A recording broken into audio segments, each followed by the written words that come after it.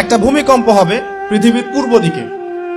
পৃথিবীর পূর্ব দিক মানে এই যে ভারত, পাকিস্তান, বাংলাদেশ, শ্রীলঙ্কা, ইন্দোনেশিয়া, ঠিক আছে, এই সিঙ্গাপুর, এই যে কন্টিনেন্ট মালয়েশিয়া, এটা পৃথিবীর পূর্ব দিক।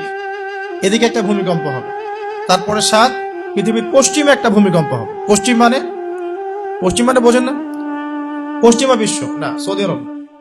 পশ্চিমা বিশ্ব, ব্রিটেন, ফ্রান্স, জার্মানি, তারপরে রাশিয়ান কন্টিনেন্ট, হ্যাঁ, ইউক্রেন, এদিকে আপনার আমেরিকা, এই পুরো পশ্চিমা বিশ্ব, এখানে একটা ভূমিকম্প হবে বড়।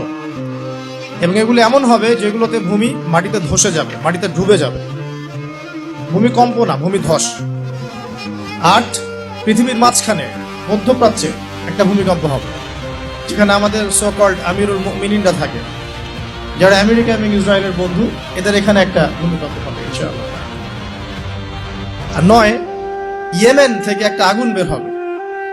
ইয়েমেন থেকে একটা আগুন বের হবে, যে আগুন মানুষকে হাসরের মাঠের দিকে তাড়িয়ে নিয়ে আসবে। আরেকটা বলেছেন 10 নম্বর, যেটা এই মুহূর্তে আমি ঠিক মনে করতে পারছি না। তো এই 10টা আলামতের কথা নবী সাল্লাল্লাহু আলাইহি ওয়াসাল্লাম বলেছেন, না হওয়া পর্যন্ত, এই 10টা আলামত না আসা পর্যন্ত কিয়ামত হবে না। ঠিক আছে।